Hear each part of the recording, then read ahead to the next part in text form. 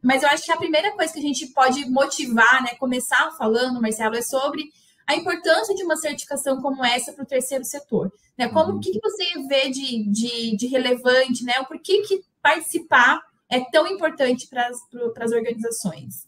Legal. Bom, isso justamente vem de encontro a como é que surgiu o Instituto DOAR. Eu vou ter que fazer uma pequena introdução para poder explicar esse conjunto de decisões tomadas, né?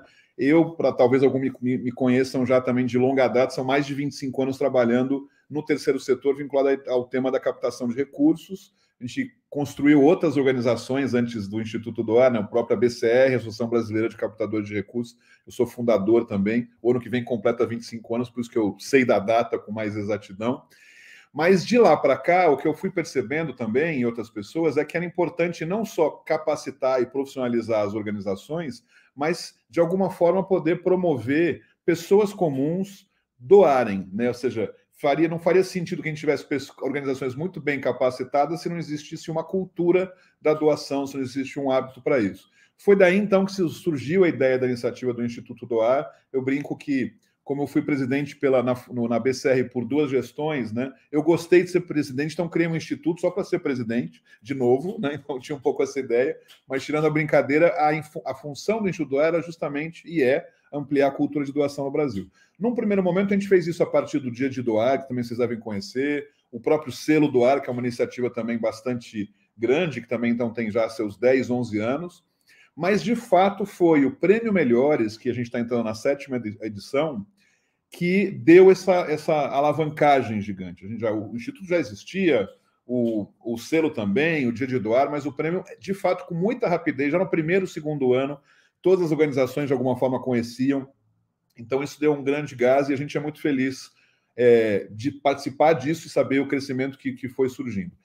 Especificamente para as organizações, a gente fala sempre o seguinte: mais do que a gente ficar pensando num prêmio, no sentido de se definir uma elite vencedora, o nosso foco sempre foi, primeiro, olhar pelo lado do doador, ou seja, facilitar a vida do doador. Ele poder reconhecer, então, sabendo lá que aquela organização foi a melhor o ano passado, é a melhor do Paraná, é a melhor em educação. Então, esse foi sempre o nosso olhar. Como é que a gente pode facilitar a vida do doador? Evidentemente que, ao fazer isso, a gente desenvolveu um conjunto de critérios que possibilita também um processo para as organizações que elas se desenvolvam a partir do preenchimento desses critérios. Então, não é um conjunto de perguntas pegadinha para a gente ir descartando as que não servem. É um conjunto de critérios que formam a organização, fazem com que elas possam dizer: nossa, nunca tinha me ligado que esse critério seria importante e que um doador, um potencial doador, poderia se interessar por ele. Então, ele é totalmente construído já, isso muito em função do selo Doar, que foi daí que a gente criou essa aprendizagem, esse mecanismo, né, de trabalhar um selo que ele é pedagógico, né, que ele é didático, ele tem essa função de fazer as organizações se desenvolverem, que a gente, então, construiu isso também para o prêmio. Então, a gente repete isso sempre, né, que o Prêmio Melhores, ele não é simplesmente uma dinâmica de ver quem são as melhores do ano, quem que é a melhor, são os vencedores. Se a gente fosse só focar nisso, a gente estaria criando uma coisa que não seria útil para o setor, para o ecossistema como um todo. O nosso enfoque, eu brinco um pouco, que é como quem faz maratona. Não sei se algum aqui faz maratona, mas a maratona, o objetivo não é... Eu mesmo não entendi antes, porque maratona tem milhares de pessoas para que um ganhe, né? Aquele cara que está lá correndo, ele não vai ganhar nunca. Mas eu fui aprendendo depois que o objetivo do cara não é ganhar aquela maratona, é superar a si mesmo. Se na maratona anterior ele fez 1h02 ele quer fazer agora 1h01.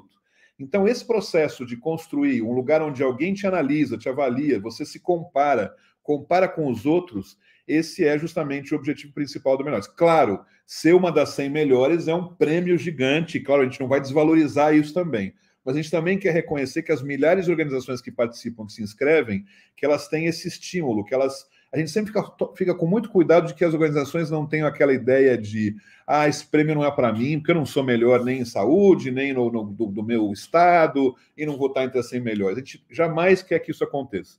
A gente quer sempre estimular, e a cada ano a gente cria, então, mecanismos para isso. No segundo ano, a gente criou um prêmio que era também valorizando a melhor de pequeno porte, que era estimular um pouco as pequenas para participarem. No ano seguinte, a gente falou, não, as 10 melhores de pequeno porte, então era uma outra forma. Depois a gente começou a estimular as melhores que a gente tinha melhores por região, que a gente estava ainda crescendo, estava muito no eixo sul, sudeste, a gente começou a expandir assim que a gente pôde, então começou a ter as melhores por estado.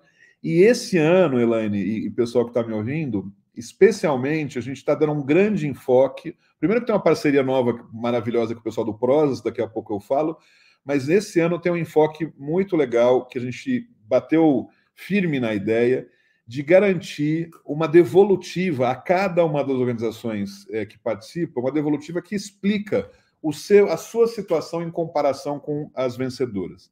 A gente já fazia isso para as finalistas, né?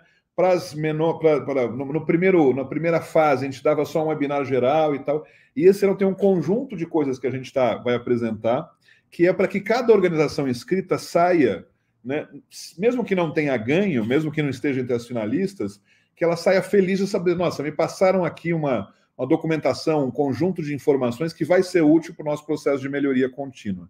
Então, a gente está, este ano, especialmente, criando isso, como eu disse, a cada ano com uma novidade, e esse foi o que a gente decidiu fazer.